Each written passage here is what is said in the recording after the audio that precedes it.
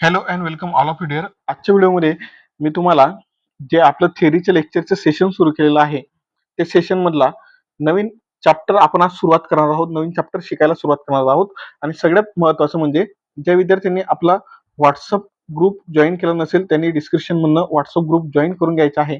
कारण की जे येणारे सर्व अपडेट्स आहेत ते मी व्हॉट्सअप ग्रुपच्या माध्यमानं तुम्हाला देत असतो आणि हे जे नोट्स आहेत ह्या नोट्सची पीडीएफ आहे. या नोट्सचे जेवढेही नोट्स आजपर्यंत आपल्या चॅनलला जेवढेही लेक्चर झालेले आहेत त्याचे नोट्स तुम्हाला ते व्हॉट्सअप ग्रुपला अवेलेबल करून देण्यात आलेले आहेत. त्यामुळे सर्व विद्यार्थ्यांनी व्हॉट्सअप ग्रुप सगळ्यात आधी जॉईन करून घ्यायचा आहे. चला मग सुरू करूया आपल्या नवीन टॉपिकला, दॅट इज नर्सिंग इथिक्स. इथिक्सला काय म्हटलं जात असतं तर लॉज किंवा रूल्स म्हटलं जातं. इथिक्सला मराठीमध्ये किंवा इंग्लिशमध्ये अनदर वर्ड काय इथिक्स साठी तर लॉज म्हणजे नियम किंवा कायदे, कायदे किंवा नियम. ठीक आहे. तर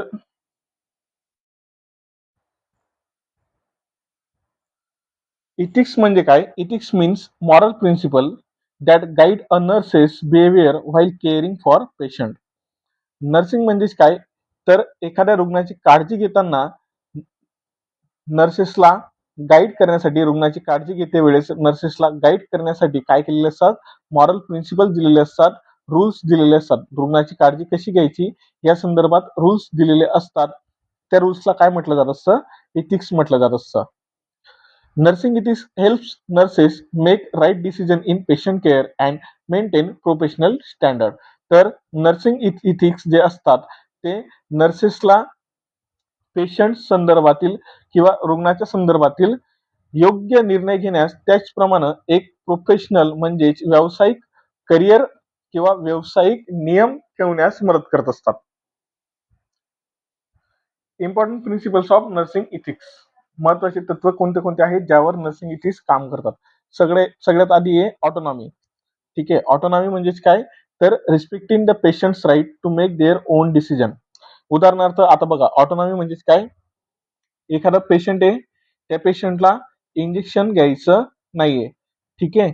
जर त्याला इंजेक्शन घ्यायचं नसेल तर आपण त्याला फोर्सफुली पकडून इंजेक्शन देऊ शकतो का? नाही. तर हे त्याच्या ऑटोनॉमी रूलच्या विरुद्ध आहे. तर ज्या टायमाला पेशंटची इच्छा असेल की मला इंजेक्शन घ्यायचंय, मला मेडिसिन घ्यायचंय, त्याच वेळेस आपण त्याला ते औषधं देऊ. आणि जर आपण त्याच्या मनाच्या विरुद्ध जाऊन जर त्याला औषधं दिली किंवा त्याने जर आपल्याला विरोध केला असेल आणि त्या गोष्टीला आपण करत असणार तर त्यामुळे काय होईल, त्या पेशंटच्या ऑटोनॉमीचा जो रूल आहे तो भंग होईल. त्यामुळे ऑटोनॉमी रूल काय असतो तर पेशंट त्याचे स्वतःचे डिसिजन स्वतः घेऊ शकतो. ठीक आहे. पुढे बेनिफिशियन्स, यामध्ये doing good for the patient. Patient बरा होण्यासाठी आपण जे काम करत आहोत ते कशामध्ये येतं, बेनिफिशियन्स मध्ये येतं. उदाहरणार्थ आपला पेशंट कंटिन्युअस बेड रिडन आहे, मग त्याला बेड सोर होऊ नये. बेड सोर म्हणजेच काय, रेडनेस ऑफ स्किन. शय्यावरण म्हणजेच काय, कंटिन्यू जर पेशंट झोपलेला असेल तर झोपून झोपून त्याच्या स्किनवरती काय तयार होतात, जखमा तयार होतात, स्किन लाल होत असते, त्याला काय म्हटलं जातं, बेड सोर म्हटलं जात असतं. इम्पॉर्टंट टॉपिक लिहून घ्या, विचारला जाऊ शकतो प्रश्नामध्ये, परीक्षेमध्ये. ठीक आहे. तर आपण ही काळजी घेतली तर ही कशामध्ये आली, पेशंटच्या बेनिफिशियन्स मध्ये आली. कशामध्ये आली ही काळजी, बेनिफिशियन्स मध्ये आली. नंतर येतं नॉन मालफिशियन्स. नॉन मेलफिशियन्स म्हणजेच काय, not causing harm to the patient. म्हणजे आपल्या रुग्णाला कुठल्याही पद्धतीने इजा होणार नाही, हार्म होणार नाही याचं काय करणं, लक्ष ठेवणं. जस्टिस. जस्टिस म्हणजेच काय, treating all patient fairly and equally. सर्व रुग्णांना समानतेनं वागणं आणि सर्व रुग्णांना समानतेनं उपचार देणं हे कशामध्ये येतं, जस्टिस मध्ये येतं. नेक्स्ट येतं तुमचं फायलिटी. म्हणजेच काय, being faithful and keeping promises to patient. म्हणजेच रुग्णाचा विश्वास जिंकणं आणि रुग्ण आपल्यावरती भरोसा कसा करेल, विश्वास कसा ठेवेल याकडे लक्ष देणं. Importance of nursing ethics. Nursing इथिक्सचं काय का महत्वाचे आहेत नर्सिंग इथिक्स ते आपण आता पाहणार आहोत. तर नर्सिंग इथिक्समुळे ट्रस्ट कोणामध्ये, नर्स आणि पेशंट मध्ये बिल्ड होतो. नंतर क्वालिटी ऑफ पेशंट केअर दिली जाते, रुग्णाला एक क्वालिटीची उपचार दिला जात असतो. काळजी दिली जात असते. गाईड्स प्रोफेशनल बिहेवियर एक व्यावसायिक नैतिकता साधण्यास आपल्याला नर्सिंग इथिक्स मदत करतात. Protect patient dignity. आता आपण बघून घेऊया सगळ्यात जास्त परीक्षार्थ म्हणजे एक्झामिनरला आवडणारे क्वेश्चन, एक्झामिनरला आवडणारे टॉपिक ज्यावरती एक्झामिनर काय विचारतो, क्वेश्चन्स एमसीक्यू विचारतो. तर काय आहे तर rights of patient most important, याच्यावरती एमसीक्यू येतो म्हणजे येतो. तर patient rights are basic rights that every patient has while receiving health care. प्रत्येक रुग्णाला अधिकार आहे, राईट्स आहेत. कधी ज्या टायमाला तो काय घेत आहे, उपचार घेत आहे. उपचार घेताना त्याचे काय असतात, अधिकार असतात उपचार घेण्याचे. ते अधिकार कोणते आहेत ते आपण पाहून घेऊया. सगळ्यात पहिला अधिकार आहे right to respect the dignity. Another is right to privacy, right to confidentiality, right to information about treatment, right to inform concern, right to refuse treatment. तर सगळ्यात पहिला आहे right to respect and dignity. म्हणजेच काय, ज्यावेळेस रुग्ण आपल्याकडे उपचार घ्यायला येतो त्या टायमाला त्याची काय केले गेले पाहिजे, आदर केला गेला पाहिजे. प्रत्येकाला आदर सन्मानानं म्हणजे रुग्णाला आदर सन्मानानं वागलं गेलं पाहिजे. हा पहिला राईट आहे. दुसरा राईट राईट टू प्रायव्हसी, म्हणजे रुग्ण जी ट्रीटमेंट घेतोय ती फक्त कोणाला माहिती असायला पाहिजे, रुग्णाला माहिती असायला पाहिजे. त्याची उपचाराची काय मेंटेन करता यायला पाहिजे, आपल्याला प्रायव्हसी मेंटेन करता यायला पाहिजे. राईट ऑफ कॉन्फिडेन्शियालिटी हे पण प्रायव्हसी मध्येच येतं. नंतर right to information about treatment, म्हणजेच रुग्णावर आपण जी ट्रीटमेंट देत आहोत, उपचार देत आहोत त्या संबंधी माहिती देणं, हा पण काय आहे, त्या संबंधी माहिती असणं हा देखील रुग्णाचा काय आहे, राईट आहे, अधिकार आहे. इन्फॉर्म कन्सर्न आणि रिफ्यूज ट्रीटमेंट, जर रुग्णाला ट्रीटमेंट घ्यायची नसेल तर तो काय करू शकतो, त्या ट्रीटमेंटला नकार देऊ शकतो. हा देखील त्याचा अधिकार आहे. चला आपण बघून घेऊया role of nurses. Nurse must protect patients right. नर्सने जे रुग्णाचे अधिकार आहेत त्यांना नेहमी काय करायला पाहिजे, प्रोटेक्ट करायला पाहिजे. प्रोव्हाइड करेक्ट इन्फॉर्मेशन, रुग्णाला योग्य माहिती दिली गेली पाहिजे. Treat patient without discrimination and maintain respect and dignity of patient. हे मी तुम्हाला मगाशीच डिस्कस करून सांगितलं. Okay, next confidentiality. Confidentiality means keeping patient information private and secure.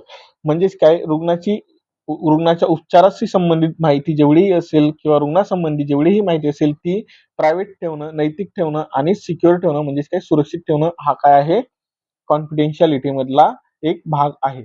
Nurses should not disclose patient's information to others without permission. म्हणजेच रुग्णाची जी माहिती आहे ती नर्स इतरांना सांगू शकत नाही जोपर्यंत रुग्ण ती माहिती सांगण्यास परवानगी देत नाही. म्हणजेच जर एखाद्या रुग्णाला HIV हा आजार झालेला आहे, बरोबर, या रुग्णाला HIV आजार आहे हे तोपर्यंत नर्स इतरांना सांगू शकत नाही जोपर्यंत ते सांगण्याची परवानगी पेशंट नर्सला देत नाही. एक्झाम्पल ऑफ कॉन्फिडेन्शियल इन्फॉर्मेशन काय आहेत, medical diagnosis, treatment detail, personal information, test report. तर हे काय आहेत, कॉन्फिडेन्शियल गोष्टी आहेत पेशंटच्या मेडिकल डायग्नोसिस असेल, म्हणजे काय पेशंटला कोणता आजार झाला, कोणता आजार आहे, हे पण काय एक कॉन्फिडेन्शियल गोष्टी आहे. नंतर ट्रीटमेंट डिटेल, रुग्णाला कोणते उपचार सुरू आहे. नंतर रुग्णाची वैयक्तिक माहिती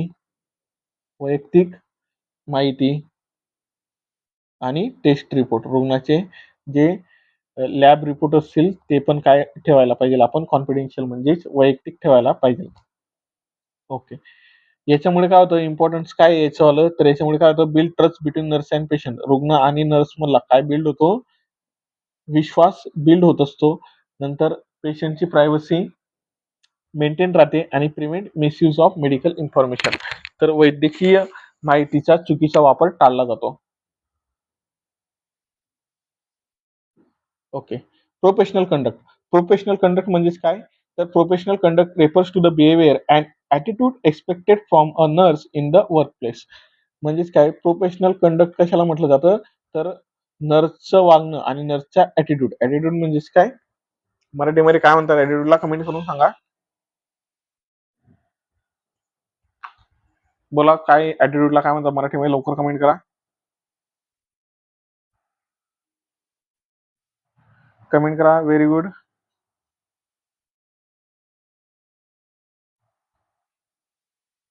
ओके, ऍटिट्यूड म्हणजेच काय?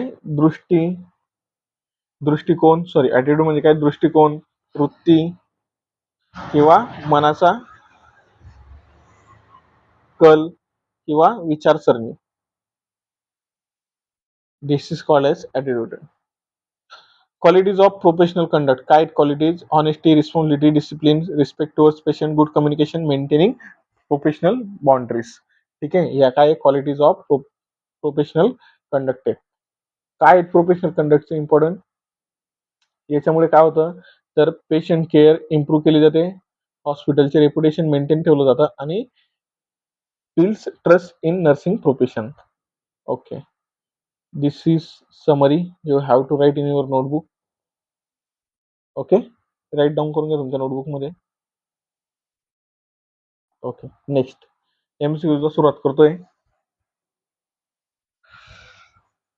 Ethics in nursing refers to, कशाला म्हटलं जातं इथिक्स? नर्सिंगचे इथिक्स हॉस्पिटल रूल्सला. Option A. Option B moral principles guiding nursing practice.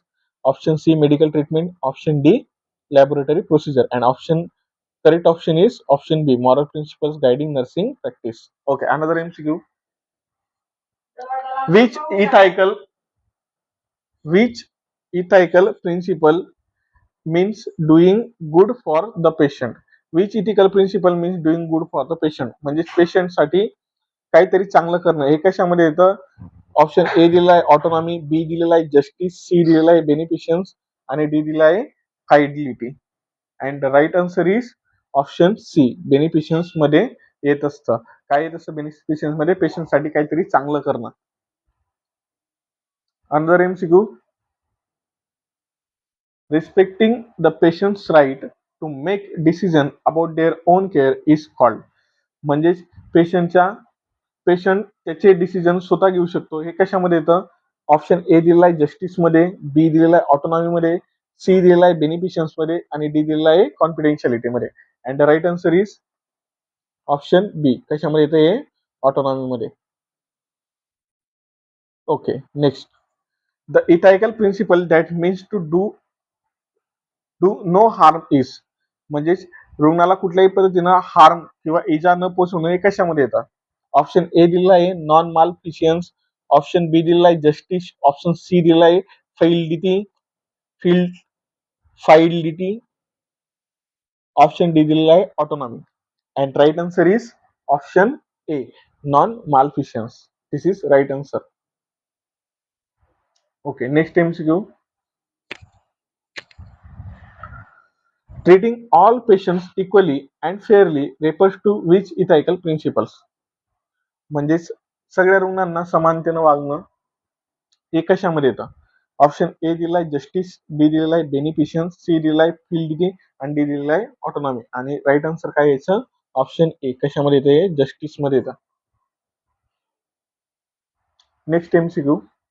Patient confidentiality means, पेशंटची कॉन्फिडेन्शियलिटी कोणाला म्हणतो आपण? Option A sharing patient's information freely. Option B keeping patient's information private. Option C ignoring patient information. Option D recording patient information policy publicly. Okay, तर confidentiality मध्ये आपण काय करतो? रुग्णाची माहिती गुपित ठेवतो, प्रायव्हेट ठेवतो. तर एकाशामध्ये आला keeping patient information private. Option B is right answer.